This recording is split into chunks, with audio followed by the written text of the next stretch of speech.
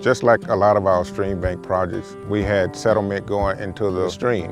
And so our goal here is to try to eliminate as much settlement going into the stream as possible. The state agencies have identified this watershed has been impacted severely due to animal waste, bacteria counts in the water. We're kind of put on notice something's going to have to be done.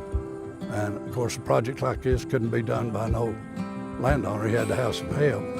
Without our assistance, given the cost of some of these practices, it would be very difficult for these producers to make some changes that would positively impact that. It's fortunate that we're able to come in and help these producers out.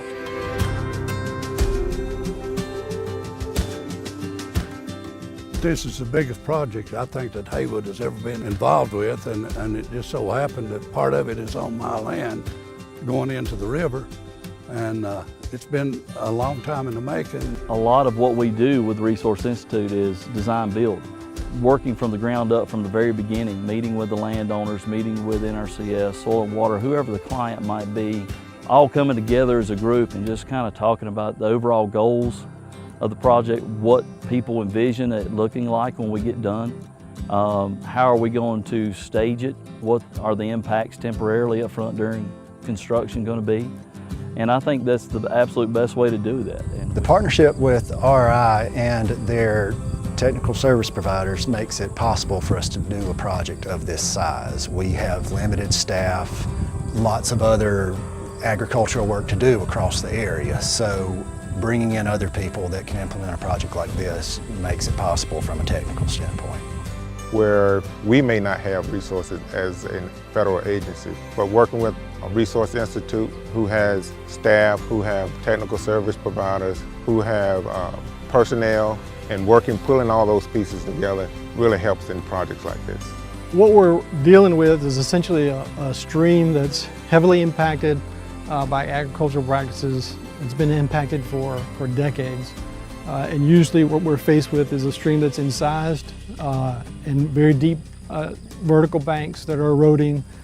And in this particular case, we have cattle that are accessing the stream that are also impacting the stream stability and polluting the water. What we do is we essentially are going to fence the cattle out of that stream corridor and then reconstruct the channel in a way that has a natural and stable pattern and dimension.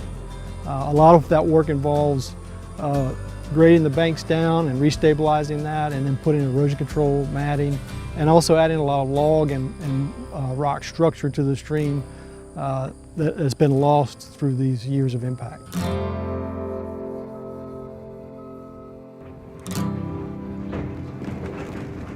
Yes, other than the stream restoration work, we have practices planned on the upland that will address feeding areas, alternative water sources. There's also exclusion fencing involved so that we can protect the riparian zone from cattle access. We're also creating buffer to help filter some nutrients coming down these steep slopes before it enters the waterways.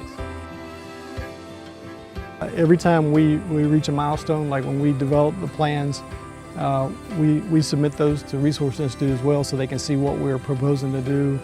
Resource Institute also plays the key role of bringing the contractor on board and getting them under contract. I know that they're hiring the best as far as engineers for stream restoration. They're working with the best in the state, and they're working with the best contractors in the state as well that have experience with these sorts of projects. Oh, it's been great. I certainly have enjoyed it. The relationship from day one is almost the way it is now. It's a very professional relationship, well organized as far as timing and working through budgets, working through the constraints they might have with the landowners or the township, if it's a greenway and stream or wetlands, whatever it might be. They work closely with NRCS and soil and water districts. They form partnerships and relationships there. I think that's key. I think their staff and the engineering groups that they've chosen to do their work have been highly professional, well-trained. Whether it's engineering or just conservation itself, conservation planning, one of our key partners is Resource Institute, and it's been a pleasure working with them. They understand what we do, we understand what they do, and so it's just a great working relationship.